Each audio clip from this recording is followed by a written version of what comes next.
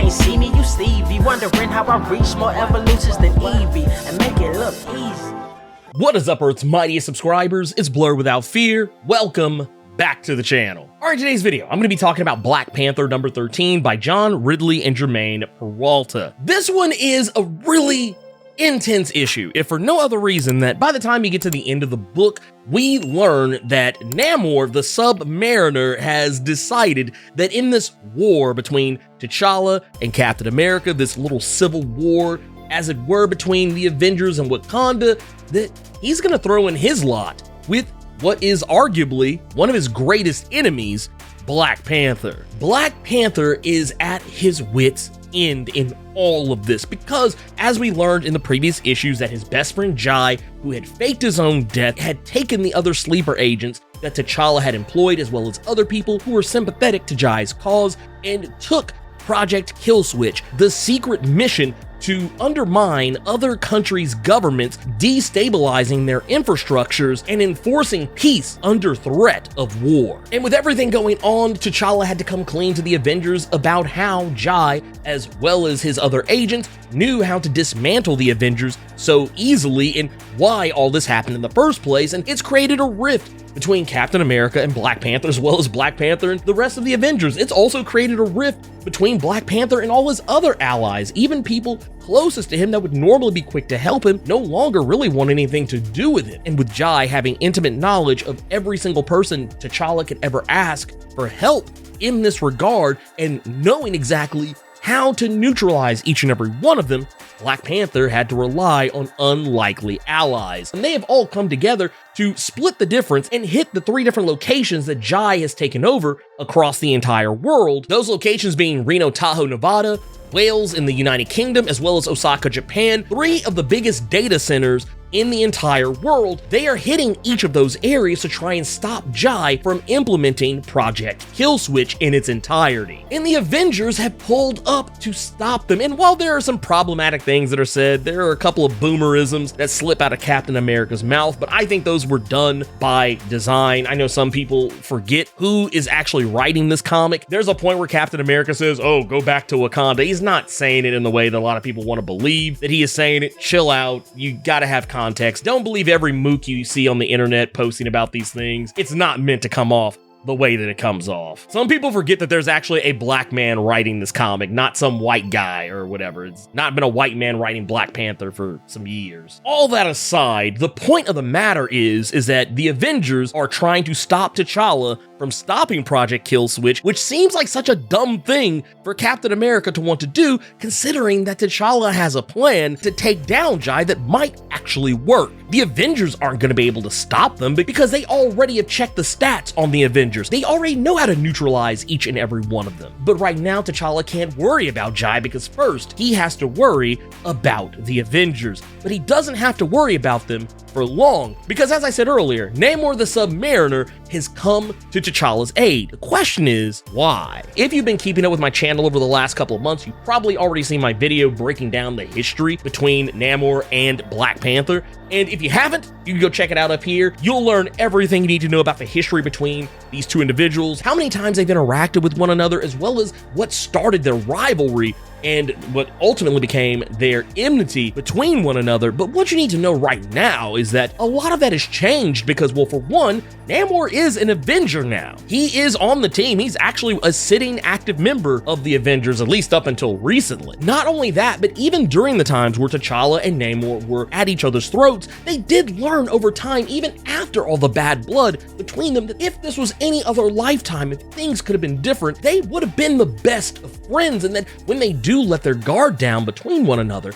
they do get along in ways that Namor doesn't get along with just about any other superhero. Not only that, we can't forget that Namor is messy and he loves conflict. And while that could technically be the entirety of the reason behind why he's doing what he's doing, I know a lot of people want to pull from the MCU and how in the MCU, if you have spoilers for Wakanda Forever if you haven't seen it, but towards the end of that movie, what ends the conflict between Wakanda and Talokan is that Namor sees the forest for the trees, that he realizes at some point Wakanda is going to need their help. So if they help each other now, that means that they'll have an ally in Wakanda later, and that Wakanda would be grateful. And while that could technically also be a part of this equation, I also think the reason why he's also helping T'Challa is because T'Challa did something that was incredibly messy, incredibly reckless, and something that was borderline something a supervillain would do. And that is exactly something that Namor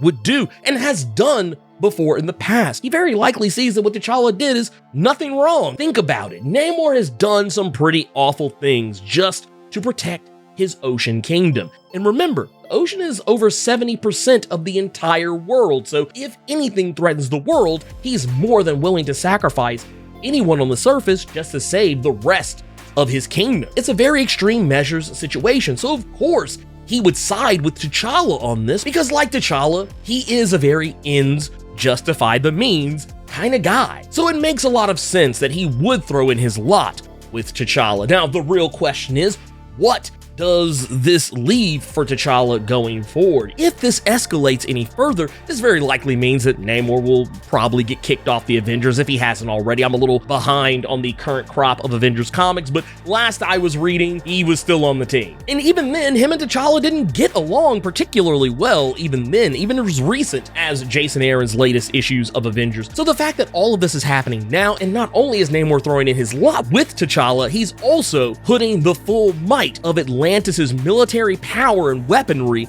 behind T'Challa to help him take down not only the Avengers who are trying to stop him right now, but also Jai and the sleeper agents of Killswitch. This is a huge turning point between T'Challa and Namor in the history of their interactions with one another. They have gone backward and forward between being staunch rivals to being bitter enemies to even being something that you could even call close friends. And now it seems like all of that is kind of coming full circle. They're kind of getting back to brass tacks. And I don't know exactly how T'Challa is going to respond. We don't really get to know what he has to say about it. He mostly looks just as surprised as Captain America and the rest of the Avengers are to see Namor in this capacity. So it's hard to say at this point, but whatever happens next, I think this is honestly the way forward. I don't really like the idea of Namor and T'Challa being enemies. I like them better as rivals more than anything else. And while it is difficult to forgive Namor for anything that he did during Avengers versus X-Men, much less everything he did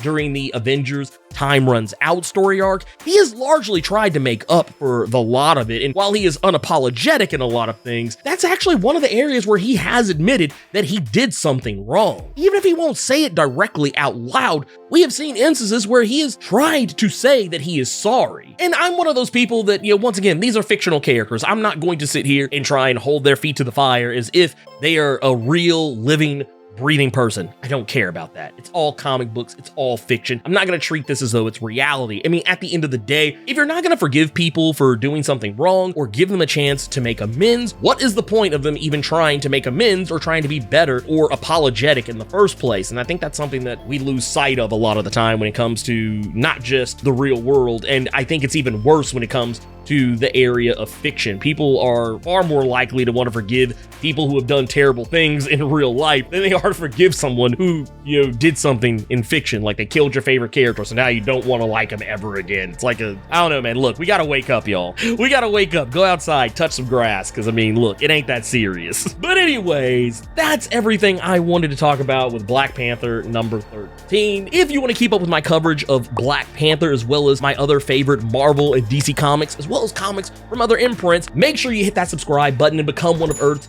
mightiest subscribers. And make sure you tap that bell button. That way you don't miss anything. My goal is to hit 100,000 subscribers in 2023, and I can't do that without the help of you, Earth's mightiest subscribers of the present, as well as the help of Earth's mightiest subscribers of the future. On your way out, make sure to Hulk smash that like button as well as click share because it really helps the channel out. And in the meantime, let me know what you thought about Black Panther number 13. Keep it plus ultra and sound off in the comments.